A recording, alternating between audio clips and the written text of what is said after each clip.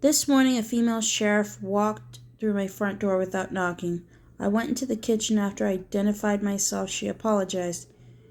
She was looking for apartment number 6. I was glad to point it out to her. I hope she takes those two and locks them up. I received another ultimatum from the phone company. They demanded 60, so I went down this afternoon and gave them 30. While in line, I saw Lloyd D. He was a tenant of Mom and Dad's who moved out, owing them $600 in back rent. I ran into him twice after he got his eviction notice. On both occasions he said, "How can your daddy do this? Doesn't he realize I'm his last white tenant?" Lloyd is an alcoholic. He was drunk at the phone company office and very difficult to understand. He took forever at the window, talking about the weather and so on, and after he walked away, the cashier rolled her eyes. April 9th, 1982. Raleigh. Mom called the tenants of one of the Colleton Road units to tell them a repairman was coming to fix the water heater. The wife answered. Her voice is high and soft, and, like a lot of people probably, Mom mistook her for a child. "Can I please speak to your daddy?" she asked. Wendy, the wife said. "Sorry, babe." Then she hung up. Mom told me this, and we laughed and laughed. Do the tenants know there are dinner conversations? In our minds, we all but own them. April 10th. Mom locked herself out of the house and had to crawl under the railing onto the sun deck. She's not an athletic person, not limber in any way. So it's such a startling image, her legs dangling in empty air. Jokes I heard. What's better than roses on a piano? Tulips on an organ. Did you hear about the man with the French asthma? He could only catch his breath in snatches. April 13th. Tommy breaks into drugstores to steal Valium. This is how he supplements his income. He and Bobby and I drove over there to the fast fair for snacks this afternoon. There I was with two guys without shirts who stopped on our way out to play 6 rounds of a video game called Frogger. As I rode home from work, one of the handlebars came off my bike, so that's another thing to take care of. April 15th.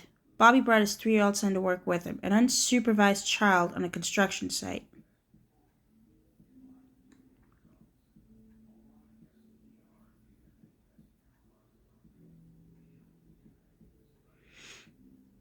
I seized up whenever he approached a skill saw, but Bobby had a good attitude. "Cover your ears, Brian," he yelled. Brian was eating caramels. They got all over his hands and subsequently his ears. April 17th. Yesterday, while riding home, Joe and I saw a topless woman run down Edenton Street. She seemed to have come from the church and had her arms crossed over her breasts. I guess she was in her late 20s, plump, and wearing cut-off jeans. A man was leaning against the church, watching her and laughing. Later, I went to the art auction at the design school. My piece went for $7.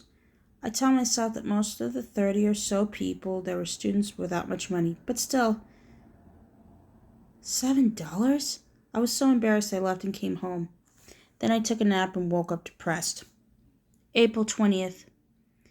Barbie accidentally broke his wife's wrist during an argument. She visited us on the job site today and talked about it while drinking a Mountain Dew held in her good hand. Misty is small and pretty in a way that a country and western singer might be. She recently started an executive secretarial course at Hartbarger Business College. This is her first semester, and she's taken a spelling class. Quiz, she said to Joe. Spell class action lawsuit. And I thought she'd hit him with something a little harder, like arbitration.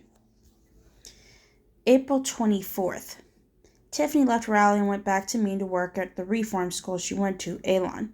I've missed her, so it was good to talk on the phone and later hear about her new life. One of the delinquents she's assigned to kidnapped 2 children, drowned them, put their bodies in plastic bags, and left them on the curb for the garbage man. That's a bit more than delinquent, I think. April 27th. Bobby met his wife Misty at Skate Town, where we used to go as kids. Today, after her spelling class, she came by the job site and the 3 of us went to Hardee's for lunch. They ordered roast beef sandwiches and then entered a contest. First prize is an all-expenses paid trip to the World's Fair, and while eating, they speculated who'd watch Brian if they won. Their best Their best choice is his sister and Charlotte, they decided after dropping him off so they could spend the night in Bobby's truck. Then somehow we got into the subject of shaving, which led to the shaving of legs. In Hardee's at lunchtime, the place is half full with black people. Missy looked around and observed that most sisters have hair on their legs. Bobby said gorillas don't shave neither. I flinched again and again, but they were oblivious and seemed almost innocent. Susan Topliker is going to New York for a year. Her place is bigger and cheaper than mine, so we talked and arranged for me to split it while she's away. The neighborhood Oakwood is more settled than where I am now. It's not all NC State students. April 30th. Joe and I were on the construction site when a man in a black car stopped to rage at us. It ain't fair for white men to come into this neighborhood and get jobs working on our people's houses, he said, a reasonable charge. He asked how much the homes we'd built were renting for. And when we told him they were for sale, not rent, he called Joe an ugly name. What'd you say? Joe asked. I ain't afraid of you, the man said. He drove away, and I thought of him all afternoon until a bee flew into my eye.